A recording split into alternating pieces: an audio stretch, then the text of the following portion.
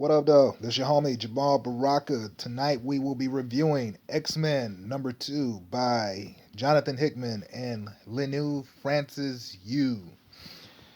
How's it going? This is the second video review I'm doing in 2 days, and I'm kind of excited because I feel like I'm back in some type of groove, and I want to keep the momentum going as much as I can. I'm not sure if I'm going to get an upload up every day, but I want to try to get more consistent. This book was pretty good. I think it was better than the first issue. I didn't really care for issue number one of X Men. It focused on the Summers Clan, and this issue focuses in on the Summers Clan as well. Instead of focusing on Corsair and Cyclops, this one focuses more so on Cyclops, Rachel Summers, and Cable. Now, before Jonathan Hickman's Dawn of X, I wasn't really following X Men, so even though I recognize Cyclops and these characters, I'm not 100% sure why Cable's younger, and I'm not sure what's up with Rachel Summers in her current capacity with the X Men. So it's kind of weird seeing Cable being younger, but it's kind of cool. Another thing about this book is that you rarely ever see Cyclops actually interact with his kids, and it's kind of jarring because you have, and I don't even think I've ever seen Rachel Summers, Cable, and Cyclops on the same panel together. I'm pretty sure it's happened before. Let me know in the comments. But what you basically get is the three characters going on a recon mission because island has appeared within 100 miles of Krakoa, and Krakoa is heading toward that island. Uh, the heroes go out on a simple mission that becomes more complicated as it goes on. What I liked about it, I liked the characterization of all three leads. Cyclops is very lax in this issue. He's not as stoic as he normally is. He's just having a romp with his kids, and it's kind of fun because you see how weird this family dynamic is. Things that would normally bother people under normal circumstances don't really bother the X-Men because they're constantly under duress and stress. Um, like this little scene right here. The X-Men are being attacked, or they're going through the motions or whatever. And instead of being worried about the situation, Cyclops is talking about going on a trip to Hawaii or whatever. He say, "Hey, kiddo, we're going."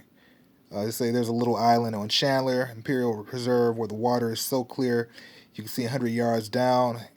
And at night, because the tree's sea life is bioluminescent, it feels like the island is suspended in a sea of stars. That's a beautiful place.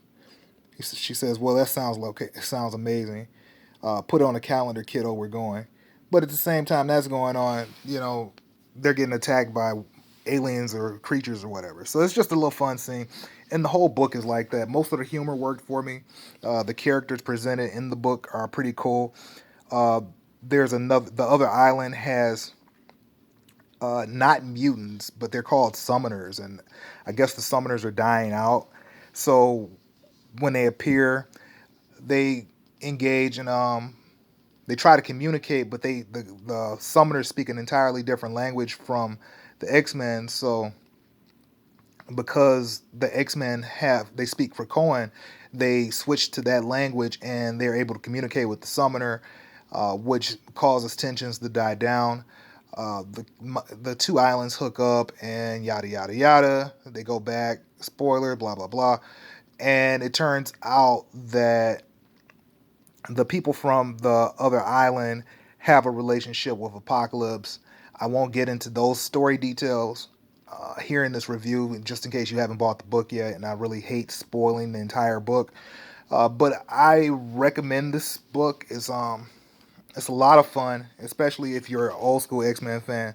This one reads kind of like one of those Claremont or John Byrne books, John Byrne X Men books, and I think if you're trying to find a book to start, this would be actually a good jumping on point. It's not really continuity heavy. Um, the art from you is pretty good. I'm not the biggest fan of his art, but everything here is serviceable, and I don't really have any major complaints. The only complaints I kind of have is that I'm not really the biggest fan of the art of the book. I've seen. I mean, some of the artists are. It's not bad. So take that with a grain of salt. It's not bad art, and I think that's about it. If you're interested in more reviews, you can sign up. Um, you can sign up for my channel, hit like, subscribe, or you can follow me on YouTube, Twitter, Facebook at GT Media Reviews, GT Media Zone, God Tier Media Zone, or you can check out one of my written reviews on on GTMediaReviews.com. Thanks for spending a little time with me. Have a great evening and peace out.